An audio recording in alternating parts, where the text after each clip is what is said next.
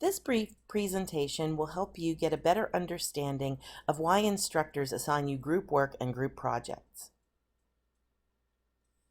Contrary to popular belief, it's not because instructors want you to be miserable and rip your hair out.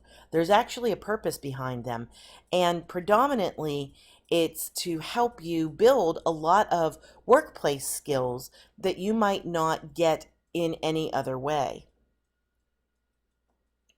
One of the most important workplace skills that you can develop is interpersonal and communication skills.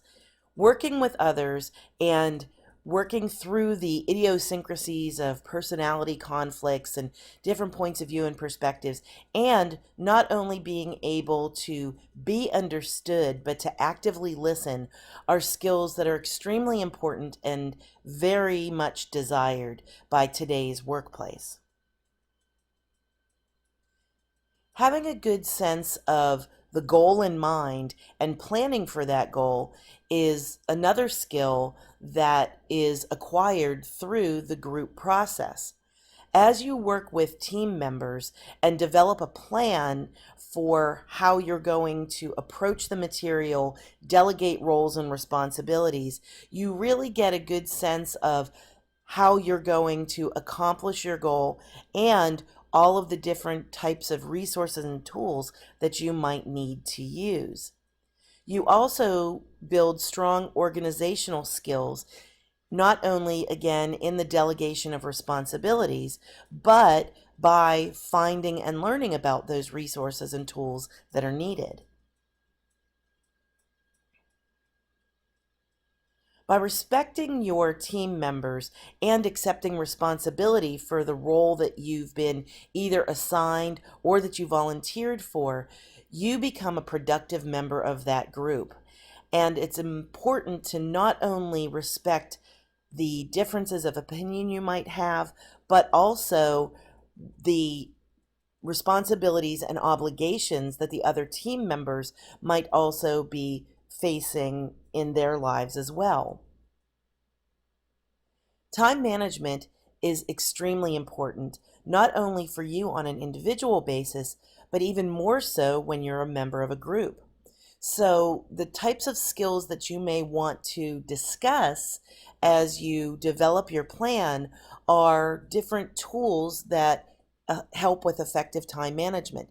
These include things like to-do lists and making sure that you've got ground rules for your group to make sure the time that you do meet is focused and doesn't turn into social groups, by being prepared and proactive before you meet with your group, by setting priorities for what needs to get done first, having all the materials that you need when you do meet and being organized, and assigning those responsibilities and delegating tasks not only to be fair, but also to capitalize on each other's skills and talents. Another important skill in the group process is negotiation.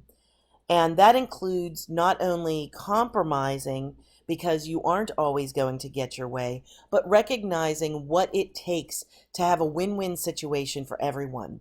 So whether you do have a formal agreement or not, you should have some conversations with your group members about how you're going to communicate when you're going to meet, how you're going to deal with differences, what approach and tactics you're going to use, how you're going to collaborate, the kinds of skills and talents that you each bring to the table, and how you're going to reach that objective.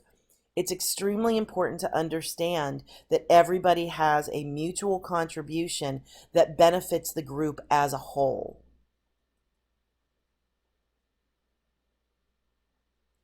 Conflict management is extremely important as well, because a lot can happen if you don't take those conflicts head on and come to some kind of resolution.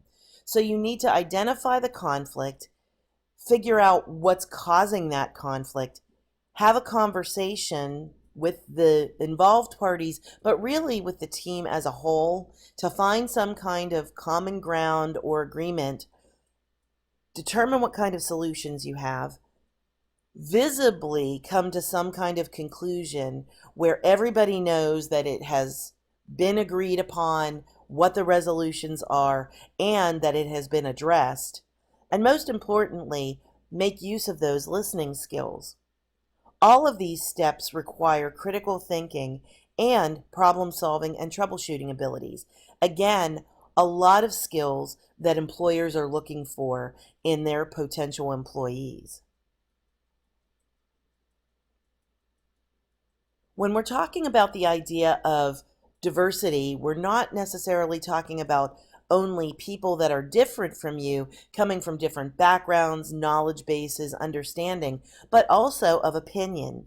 So you want to make sure that you're being respectful of each other, even if you have a difference of opinion on the subject, the topic, how to approach the project, etc. So be respectful of each other in the idea of agreeing to disagree, because your opinion isn't the only one that matters. Your opinion does matter, but so does everybody else's. In a group project, you have to come to a compromise conclusion and a consensus to move forward. Last but not least, instructors assign group projects and group work so that you can get a more in-depth and a variety of perspectives on a subject and the research behind it. So it's adding to the depth of your understanding, not just from the lectures or the homework, but also by examining something in a lot more detail with a lot more input. Hopefully this has been helpful in giving you a better perspective and understanding of why your instructors assign you group work and group projects.